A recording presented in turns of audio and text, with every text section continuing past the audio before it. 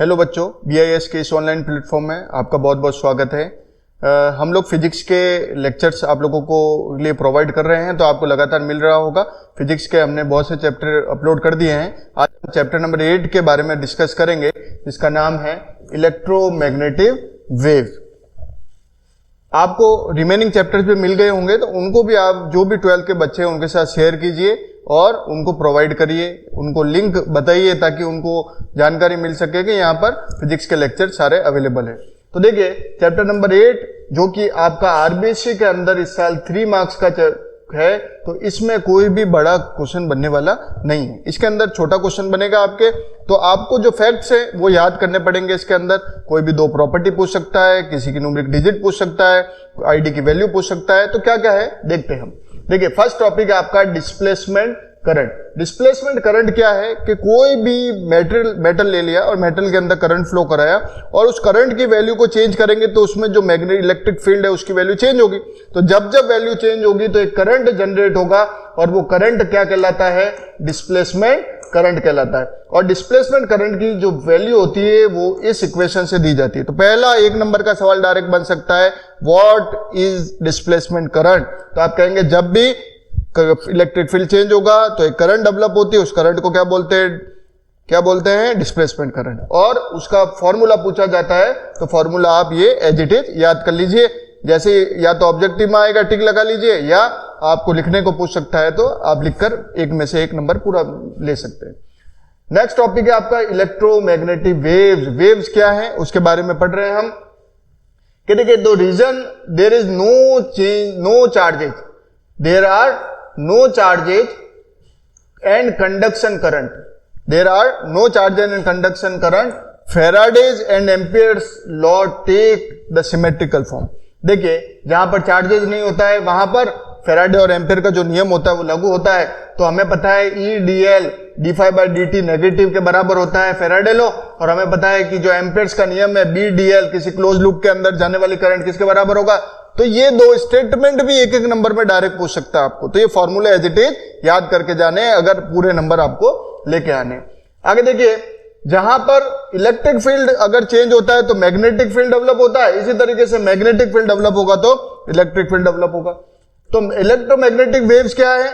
Electromagnetic waves in which electric and magnetic field के जो vectors होंगे वो एक दूसरे के क्या होंगे? परपेंडिकुलर होंगे। आपको ध्यान रखना है कि इलेक्ट्रोमैग्नेटिक वेव में इलेक्ट्रिक फील्ड भी होता है, मैग्नेटिक फील्ड भी होता है, और दोनों इस टाइम के रेस्पेक्ट में चेंज होते हैं, लेकिन दोनों के जो वेक्टर होते हैं वो एक दूसरे के परपेंडिकुलर होते हैं। और खास बात 1 नंबर की कई बार पूछी गई है कि प्रोपोगेशन ऑफ वेव की डायरेक्शन क्या होती है, तो आपको बताना है कि it is always perpendicular to the component of electric field and magnetic field. तो इलेक्ट्रिक फील्ड और मैग्नेटिक फील्ड एक दूसरे के परपेंडिकुलर, और इन दोनों के जो परपेंडिकुलर जो वेव की डायरेक्शन है also perpendicular to the direction of the wave of propagation. ये क्वेश्चन पूछा जाता है।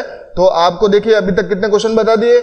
आईडी की वैल्यू पूछी जा सकती है, डेफिनेशन पूछी जा सकती है, फेराडे और एम्पेयर्स के डायरेक्ट नियम पूछे जा सकते हैं। इलेक्ट्रोमैग्नेटिक वेव्स की डेफिनेशन ना पूछ के क्या पूछता है? वेव की प्रोपोगेशन क्या होती है। तो आपको बताना है कि इलेक्ट्रोमैग्नेटिक जो वेव्स होती है उसके अंदर इलेक्ट्रिक फील्ड और मैग्नेटिक फील्ड के वेक्टर के परपेंडिकुलर डायरेक्शन में वेव की प्रोपोगेशन होती है। आप देख सकते हैं ये इलेक्ट्रिक फील्ड और ये मैग्नेटिक फील्ड, और दोनों के परपेंडिकुलर डायरेक्शन में ये जो है वेव ऑफ प्रोपोगेशन है। तो ये डायग्राम ध्यान में रखें।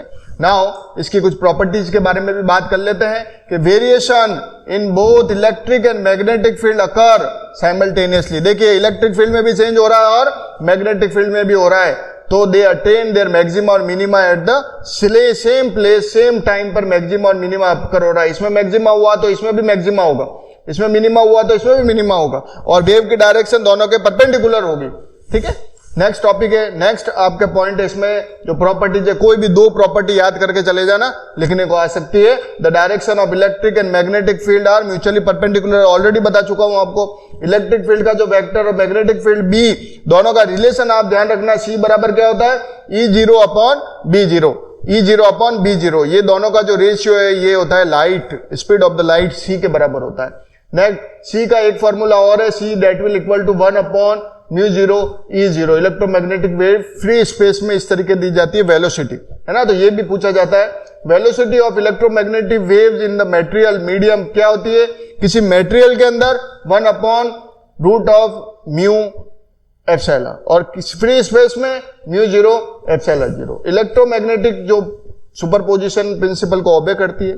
Electromagnetic wave carry energy as they propagate through space, this energy is divided equally in electric and magnetic field. आगे जो पॉइंट है, कोई भी 2 पॉइंट आप याद करके चले जाना, क्योंकि 3 नंबर का चैप्टर है। 2 क्वेश्चन मैंने बता दिया, एक स्पेक्ट्रम से बनेगा, एक आईडी से बनेगा, और कोई 2 प्रॉपर्टीज में से पूछ सकता है। Electromagnetic wave can transfer energy as momentum to object place on their path. For discussion of optical effect of electromagnetic wave, more significant is due to the electric field. Therefore electric field is also called light, क्योंकि light के अंदर बहुत ज्यादा दिखाई देता है। Electromagnetic waves do not require material medium to travel, material के medium की जरूरत नहीं होती। अभी अभी बात किया था कि फ्री स्पेस में भी ट्रेवल हो सकती है। An oscillating charge which has non zero acceleration can produce electromagnetic wave, ये भी सही बात है। तो ये सारे में से कोई भी 2-3 एक याद करके आप लोग चले जाना, आपका क्वेश्चन का जो नंबर है बहुत 3 नंबर का ही चैप्टर है, आसानी से कर सकते हैं। नेक्स्ट आपका स्पेक्ट्रम है। स्पेक्ट्रम 2 तरीके का होता है, एक तो विजिबल होता है जो दृश्य प्रकाश होता है, एक अदृश्य होता है, इनविजिबल होता है।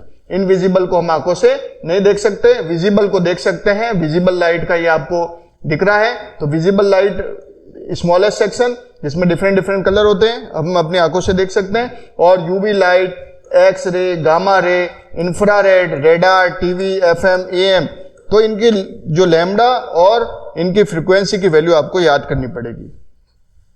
और इनके कुछ ऑब्जेक्टिव, जैसे रेडियो वेव्स है, ये फ्यू किलोमीटर इनकी रेंज होती है ना, हर्ट्ज के अंदर याद करनी पड़ेगी।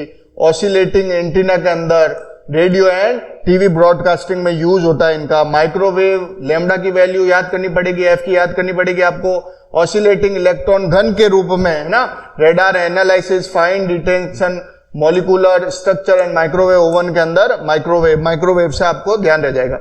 इंफ्रारेड जो होती है, इनकी रेंज याद रखनी पड़ेगी बेटा आपको, है ना, कोई भी पूछ सकता है। मॉलिक्यूल्स एंड हॉट बॉडीज के अंदर, इंडस्ट्री के अंदर, मेडिसिन, है ना, इन सब के अंदर यूज में लेते हैं।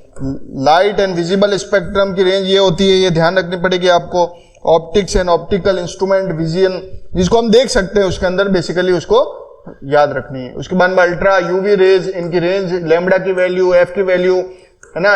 इसके अंदर electric discharge and sun spherical discharge के अंदर मेडिकल एप्लीकेशन, है ना, किलिंग बैक्टीरिया के रूप में इसको यूज लेते हैं। अल्ट्रावायलेट, एक्स रेज, इसकी ये जो रेंज है ये याद करिएगा। Excitation of inner more tightly bound electron in atom, है ना। एक्सरे, फोटोग्राफी, ट्रीटमेंट, कैंसर, तो ये सब आपको ट्रीटमेंट मेडिकल के अंदर ज्यादा यूज लेते हैं। Gamma rays, gamma ray they overlap the upper limit of the X ray 10⁻⁻10, है ना, अपर ले को ओवरलैप करती है। ये रेंज है रेडियो एक्टिव सब्सटेंस के रूप में।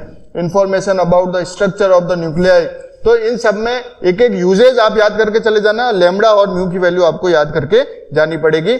आपको जो दिख रही है वो आपका विजिबल है, जो नहीं दिख रही है वो इनविजिबल है। तो इनकी रेंज, तो आपके 3 टॉपिक है इसके अंदर। आईडी, डिफ्यूजन करंट, उसका फॉर्मूला डेफिनेशन याद करके जाइए। उसके बाद में जो प्रॉपर्टीज है, प्रॉपर्टीज इलेक्ट्रोमैग्नेटिक वेव की प्रॉपर्टीज में से क्वेश्चन बन सकते हैं, और स्पेक्ट्रम में से जो फैक्ट है, डेटा है, उस पर बेस्ड क्वेश्चन बन सकते हैं। बड़ा ही छोटा चैप्टर था, 3 नंबर का ही चैप्टर है, इसको बार बार देखिएगा, अच्छे से इनके फैक्ट्स जरूर याद करके जाइएगा, तो चैप्टर नंबर 8 आपका कंप्लीट होता है। Thank you. फिर आपका नेक्स्ट जो लेक्चर है वो भी जल्दी से आप बनाकर अपलोड कर दिया जाएगा। आप बने रहे हमारे BIS के ऑनलाइन प्लेटफॉर्म पे। बहुत बहुत धन्यवाद।